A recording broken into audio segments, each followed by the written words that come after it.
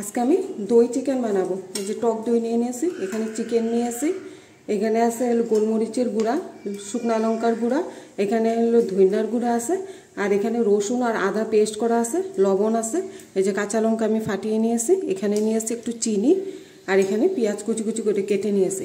আমি এখন দই চিকেনটা কিভাবে বানাবো সেটা আপনাদেরকে আমি দেখিয়ে দিচ্ছি। এই যে চিকেনের মধ্যে আমি দইটা দিয়ে দিচ্ছি, দিয়ে দিচ্ছে যে লবণ, দিয়ে দিচ্ছে যে গোলমরিচের গুঁড়াটা আমি, আর দিয়ে দিচ্ছে এই যে আদা আর রসুনের পেস্টটা দিয়ে আমি ভালো করে এটা মেখে নেব।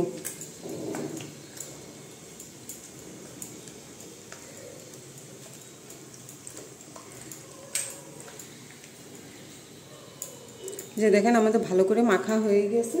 আমি এটা আধা ঘন্টার জন্য আমি ঢেকে রেখে দেব। এই যে কড়াইতে আমি সাদা তেল দিয়ে দিয়েছি, তেলটা গরম হয়ে গেছে। এর মধ্যে আমি এখন দিয়ে দিচ্ছি এই যে কেটে রাখা পেঁয়াজগুলো।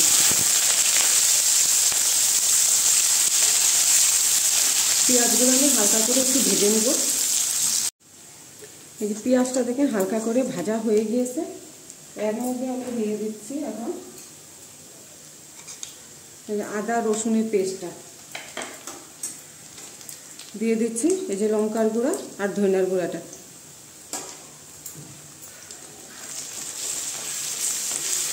দিয়ে ভালো করে একটু কষিয়ে নেব।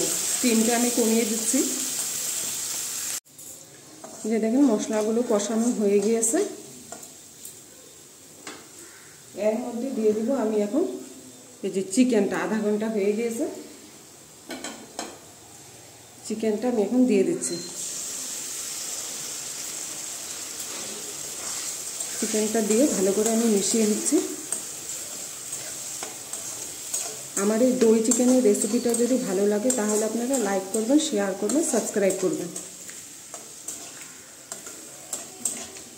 এই যে দেখেন ভালো করে আমি মশলার সঙ্গে মিশিয়ে নিয়েছি। এখন আমি এটাকে 2 মিনিটের জন্য ঢেকে দিব। আমি 2 মিনিট পরে এসে ঢাকনাটা তুলে দিচ্ছি।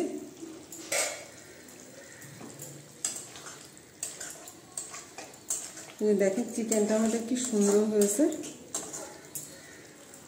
এর মধ্যে আমি এখন এই যে ফাটিয়ে রাখা কাঁচা লঙ্কাগুলো দিয়ে দিচ্ছি, আর দিয়ে দিচ্ছি একটু চিনি।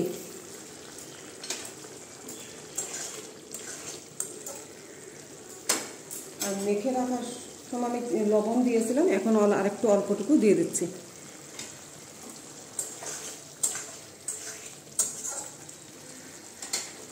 দিয়ে এখন আবার ঢেকে দিব আমি। ঢাকনাটা আমি তুলে দিচ্ছি। দেখেন চিকেনটা আমাদের কি সুন্দর হয়েছে।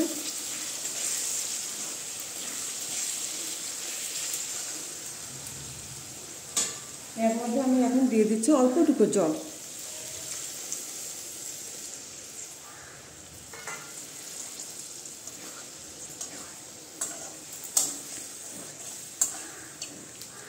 দেখেন একদম অল্প আমি জল দিয়ে দিয়েছি। এখন আমি 5 মিনিটের জন্য ঢেকে রেখে দেব। এই যে ঢাকনাটা আমি তুলে দিচ্ছি, 5 মিনিট হয়ে গিয়েছে।